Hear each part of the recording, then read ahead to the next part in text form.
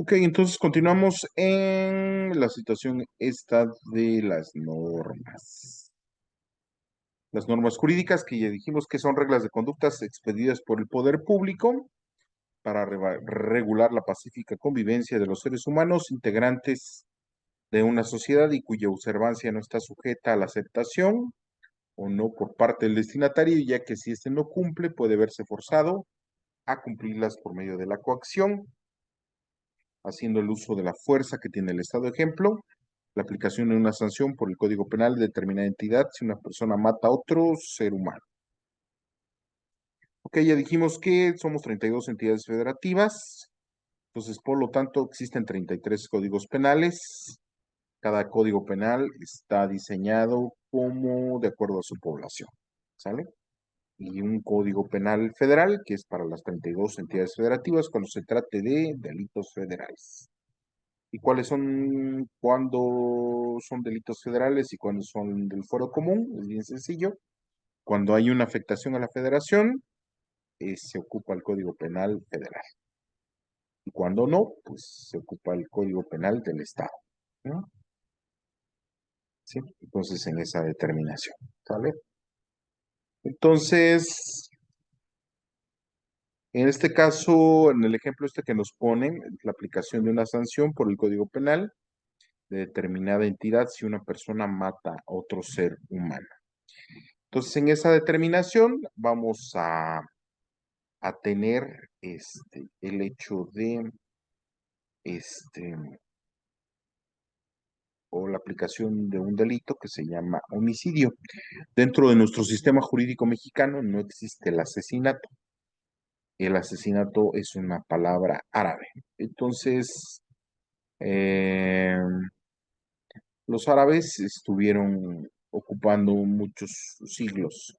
De hecho, estuvieron ocupando el territorio de España alrededor de 4 siglos. Entonces, eran el mundo árabe, ¿no? Y específicamente, el mundo árabe, los españoles lo reconocían como los moros, ¿sale? Entonces, los moros, vienen precisamente del mundo árabe, y ahí viene que por ser personas de piel más oscura, los españoles les decían que eran morenos, ¿no? Entonces, de ahí viene la palabra moreno. Ok. Entonces, no hay asesinato dentro de nuestra legislación, solamente homicidio. Omni hombre, sidere matar.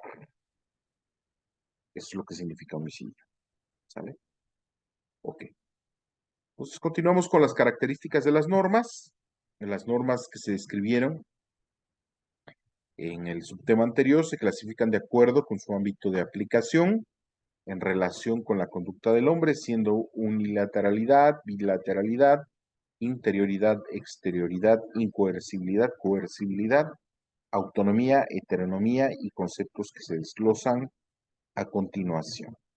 Entonces son unilaterales cuando alguien está obligado al cumplimiento de la norma, pero no hay quien pueda exigírselo. Darle el saludo a alguien no le obliga a devolvérselo, sino es por pura cortesía, ¿no? Ahí estaríamos en presencia de una norma unilateral, ¿sale? Bilateral, cuando estamos ocupando los prefijos uni, en este caso el prefijo uni significa uno. Cuando ocupamos el prefijo bi, significa dos. Entonces, en el caso de las normas, dentro de las características de las normas bilaterales, dice que impone deberes y concede facultades. Hay una persona que debe cumplir y alguien que pueda exigir dicho cumplimiento. Comprar 1 kilogramo de azúcar te obliga a pagar el precio al vendedor, ¿no? Por eso es una situación bilateral, ¿vale? Entonces, dentro de las características de las normas autónomas, dice que la conducta de una persona es conforme a su propia voluntad, ¿sí? Entonces, estaríamos hablando de vestir, peinarse, en fin, ¿no? O sea, tú te puedes vestir como tú quieras, este, incluso peinarte de la forma que tú quieras, ¿no? Son autónomas. Cuando ocupamos el prefijo auto, significa yo, ¿no? Yo. ¿sí? Continuamos con la clasificación, las características de las normas heterónomas. Se establece la norma que es creada por un sujeto y él debe cumplirla, y el que debe cumplirla es otro, ¿no? La norma es creada por un sujeto y el que debe cumplirla es otro. Entonces, por ejemplo, siempre cuando hablamos de heterónomas o de heteronomía, significa que es etéreo significa diverso, ¿no? Entonces, heterónomas, que son creadas precisamente como de una persona diferente, ¿no? ¿Sale? Este, continuamos con la clasificación de las características de las normas. Interiores regula la conducta al interior de la persona, ¿sí? Entonces estamos ocupando el prefijo in, que significa dentro de mí o dentro, ¿no? ¿Sale? Entonces, por ejemplo, en el caso de regula la conducta al interior de una persona, en este caso, podría ser no mentir, ¿no? Dentro de las características están las características de las normas exteriores. La conducta externa debe adecuarse a lo establecido. Por ejemplo, en este caso, una norma exterior establece precisamente que no está bien pasarse un alto, ¿no? ¿Por qué? Porque si te pasas un alto, pues en automático podrías generar un accidente. Entonces, con el simple hecho de no cumplir con esta norma, pues ya vas a ser acreedor a una sanción. ¿Sale? Coercibles, si la norma no se cumple, es posible obligar a hacerlo mediante el uso de la fuerza. Si tienes un hijo, que te pueden obligarle a dar manutención, ¿no? Entonces, en este caso, de manera específica, ¿no? La norma debe ser es bien tajante, ¿no? Si no se cumple, es posible obligar a hacerlo mediante el uso de la fuerza. Entonces, si tienes un hijo, te pueden obligar a darle manutención, ¿vale? Entonces, ahorita ha habido muchas, reformas con respecto a eso, ¿no? Y ahorita la que está más latente es precisamente el certificado de que no eres deudor alimentario, ¿no? Para todos los trámites, ¿no? Desde sacar la credencial del lector hasta las licencias y pago de impuestos prediales, en fin, todo, ¿no? Entonces, ¿por qué? Porque hay muchos hombres y mujeres, ¿no? Porque no es exclusivo de los hombres, muchos hombres o mujeres que no cumplen con su obligación de dar alimentos. Y en este caso hay una situación de bilateralidad. ¿Y por qué una situación de bilateralidad? Bilateralidad es bien sencillo, ¿no? Este, la esposa o la mujer puso la tierra y el hombre puso la semilla. Y de ahí nació el bebé. Entonces el bebé no se hizo solo, ni se hizo con la pura fuerza de la mamá, ¿no? Con la pura fuerza del papá, sino al contrario, ¿no? Ambos, ¿sale? Entonces por eso ahorita los dos tienen los mismos derechos y los dos tienen las mismas obligaciones. Entonces no es exclusivo nada más del hombre, sino es del hombre o de la mujer, ¿sale? Entonces, incoercibles, no se puede obligar a cumplir la norma, no te pueden obligar a tener determinado número de hijos. Sí, cuando hablamos de coercibles es que te van a obligar a hacerlo, ¿sí? Entonces, incoercibles que no te pueden obligar a cumplir la norma, no te pueden obligar a tener un determinado número de hijos. Entonces, si tú quieres, bien, y si no, también. Es más, ¿no? Si no te quieres tener hijos, también no hay ningún problema, ¿sale?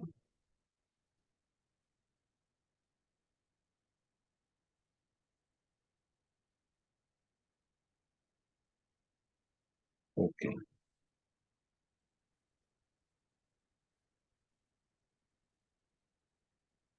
Continuamos con las fuentes del derecho.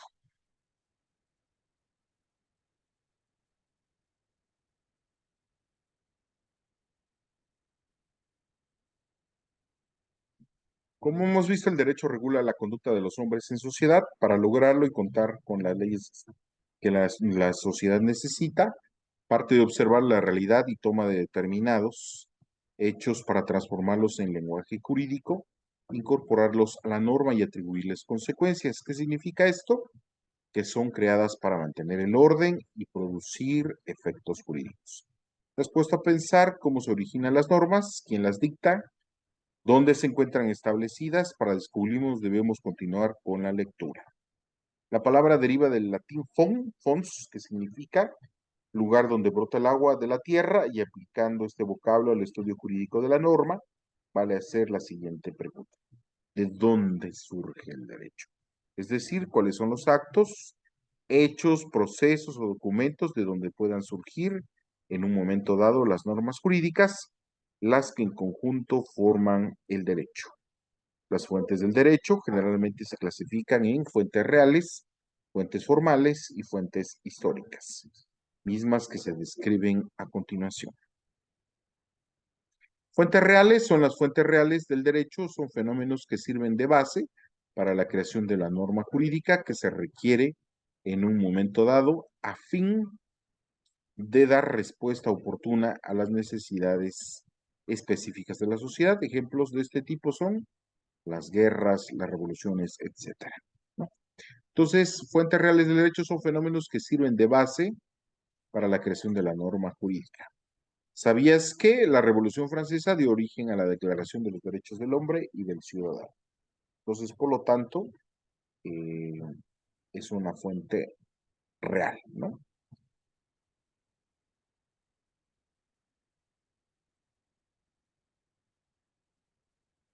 Ok. Fuentes históricas. Las fuentes históricas son las contenidas en documentos o materiales que ya no tienen vigencia, pero que la tuvieron en algún tiempo y lugar en la historia. Por ejemplo, las leyes que se encuentran en papiros, pliegos, etcétera. Entonces estaríamos hablando de fuentes históricas. Y las fuentes formales, que son los procesos de creación de las normas jurídicas. Cada fuente formal está constituida por diversas etapas que se suceden en cierto orden y deben realizar determinados supuestos. A continuación vas a conocer las principales, que es la ley, que es el conjunto de normas jurídicas creadas por un órgano especializado mediante un procedimiento legislativo. Entonces estaríamos hablando de la ley. La costumbre es la repetición reiterada de ciertos actos humanos que terminan por ser reconocidos socialmente. Es en general practicada por todo el grupo social de largo uso en el tiempo y notoria. Por ejemplo, en México hay comunidades indígenas que resuelven los conflictos entre sus miembros con las bases en sus usos y costumbres. ¿Sabías que la costumbre como fuente del derecho se expresa mediante la frase inveterata pseudo et opinio juris seu necessitatis, que significa costumbre arraigada, vieja, es opinión de derecho?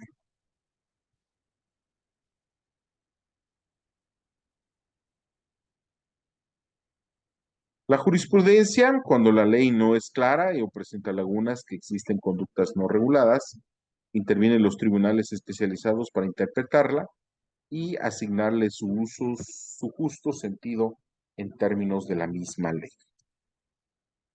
¿Sabías que en México los órganos facultados para emitir jurisprudencia son la Suprema Corte de Justicia de la Nación, los tribunales colegiados de circuitos, el Tribunal Federal de Justicia Fiscal y Administrativa y el Tribunal Electoral del Poder Judicial de la Federación? La doctrina es el conjunto de estudios de carácter científico que realizan los juristas sobre el derecho, cómo representan una opinión de los particulares. Los resultados de estas investigaciones no tienen fuerza obligatoria. Ya dijimos que la doctrina, en este caso la doctrina en México no tiene carácter obligatorio.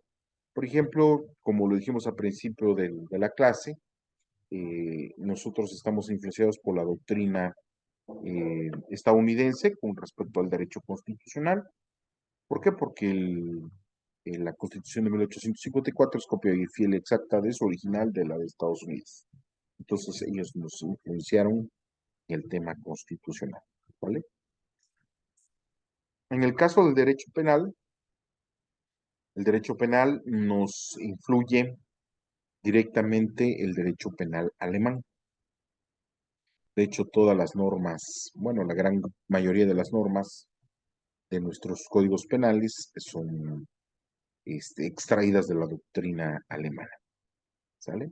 En el caso del derecho civil, el derecho civil es precisamente francés. ¿Por qué? Porque ahí surgió el primer código civil, ¿no? Entonces tenemos influencia del derecho francés. En el caso del derecho este, administrativo, también es de influencia francesa, ¿no? ¿Por qué? Porque de ahí surgieron la primera ciudad como tal, ¿no? Dentro del sistema, dentro de un sistema jurídico. Es muy curioso porque este, al momento de que se genera la Revolución Francesa, y precisamente cuando se genera la Revolución Francesa, la caída del imperio, ¿sí? Este, en este caso, con la caída de Luis XVI, se estableció el hecho de que este, se generara precisamente la Declaración de los Derechos del Hombre y del Ciudadano, ya no viéndolos como un tema de, pues ahora sí, monárquico, ¿no? Sino ya en una situación de democracia, precisamente el término democracia viene del término demos pueblo, krateos gobierno, ¿vale?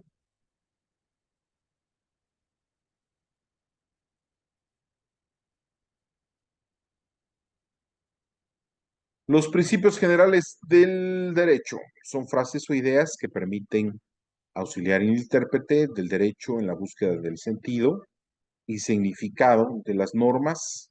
Algunos ejemplos son lo accesorio sigue la suerte de lo principal, ¿sí? En este caso, siempre, eh, bueno, en este caso los principios generales del derecho son enunciados o temas establecidos dentro de la ley que precisamente se dictarían como si los hubiera hecho el legislador. ¿Qué significa esto? La situación, siempre cuando hablamos de legislador, estamos hablando de las personas que hacen la ley, ¿no? A nivel federal, tenemos que la legislación está plasmada precisamente por el Honorable Congreso de la Unión, establecido por los diputados y por los diputados federales y por los senadores. Los senadores representan a los estados y los diputados federales representan a los ciudadanos que viven dentro del territorio del Distrito Electoral Federal, ¿vale?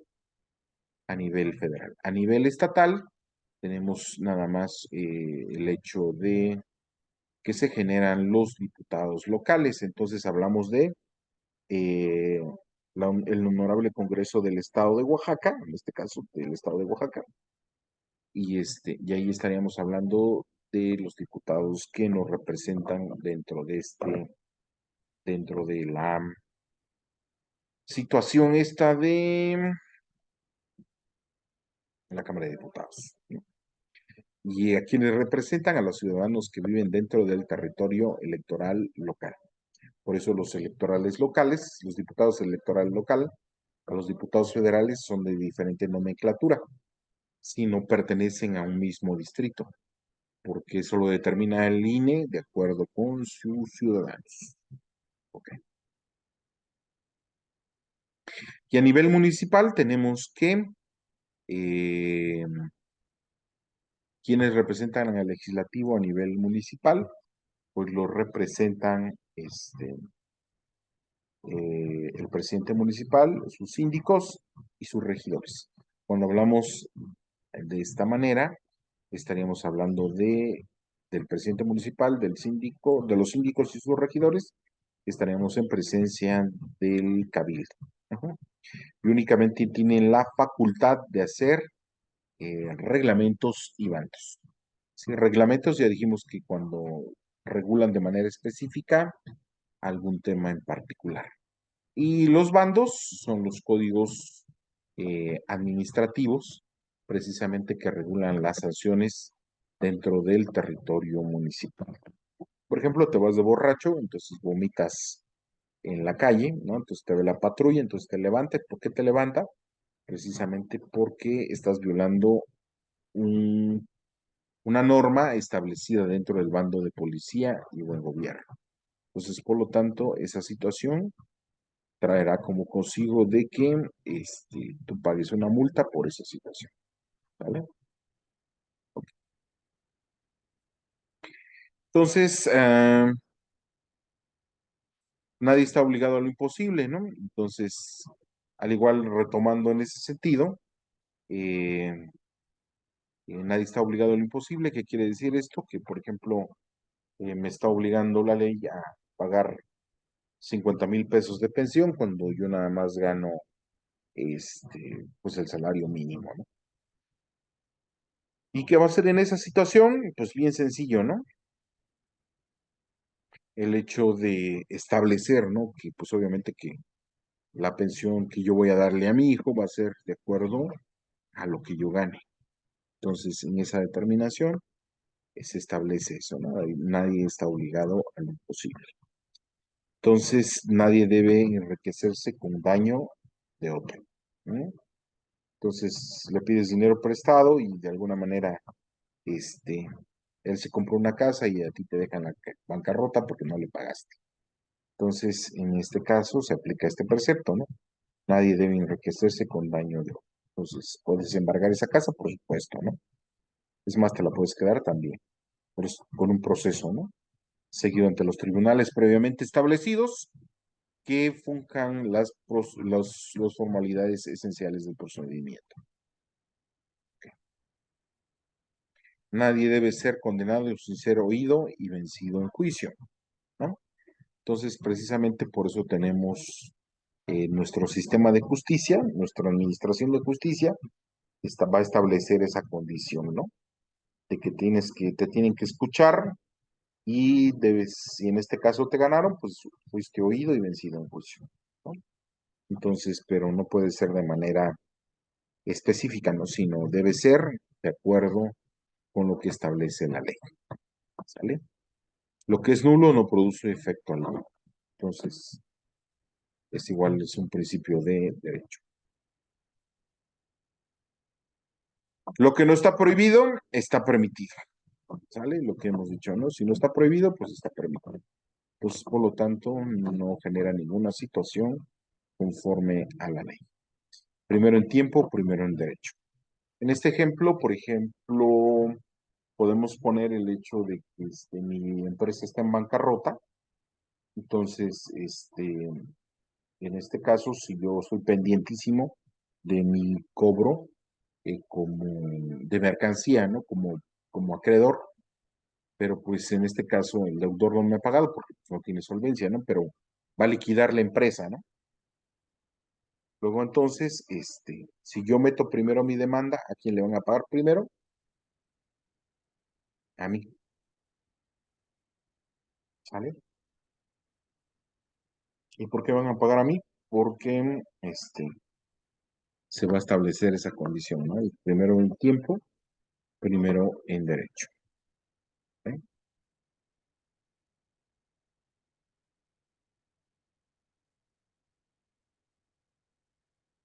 Ok.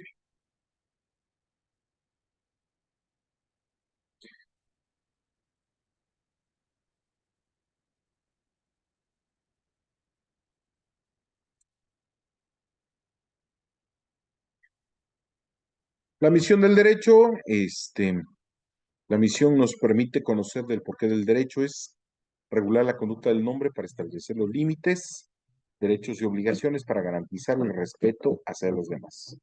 Con ello puedes convivir en sociedad, pues se protegen y salvaguardan tus derechos fundamentales.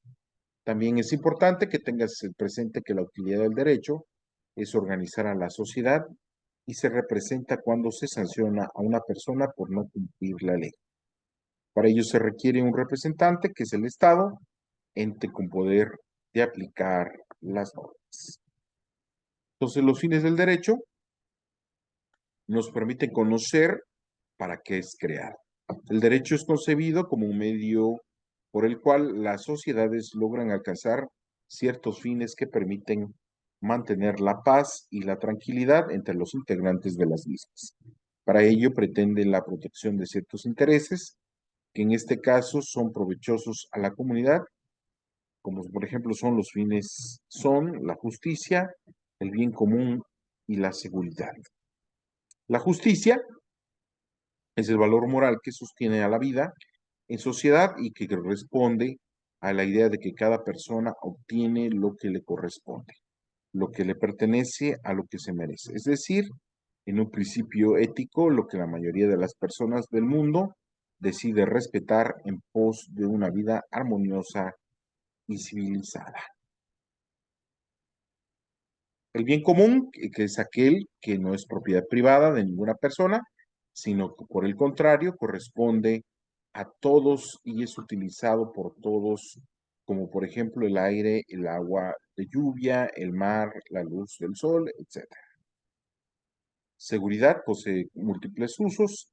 A grandes rasgos se puede afirmarse que este concepto, que proviene del latín securitas, ¿sí?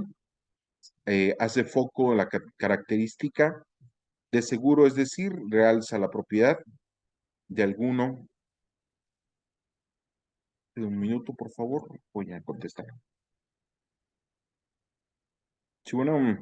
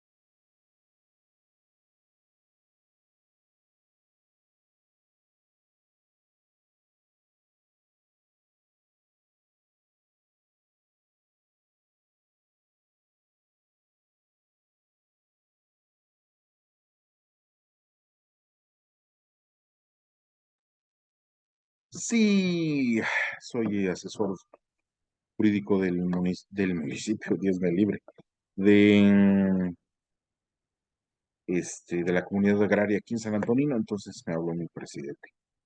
Una disculpa.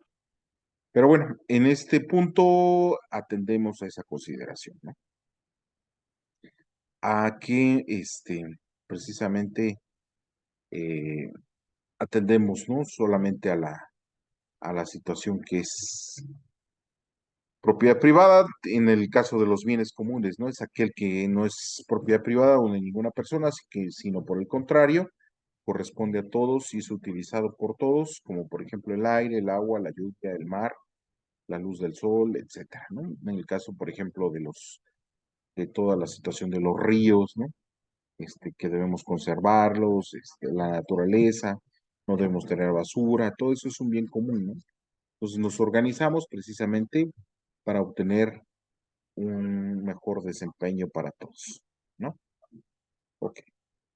Entonces continuamos con seguridad, o sea, múltiples usos, a grandes rasgos puede afirmarse que este concepto proviene del latín securitas, que hace foco a la gran característica de seguro, es decir, realza la propiedad de algo de donde no se registran peligros, daños ni riesgos.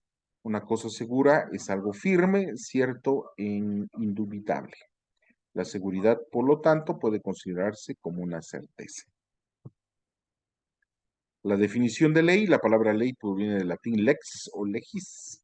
En sentido amplio se refiere a toda norma jurídica que emana del poder público, en sentido estricto a la norma jurídica creada por el poder legislativo. ¿Sale? ¿Sabías que la primera ley importante del derecho romano es la que se conoce en la ley de las 12 tablas del 451 a.C.? Esta codificación de las bases de derechos públicos y privados en la antigua Roma es considerado como una victoria para los plebeyos. Según la leyenda, las tablas se quemaron durante la invasión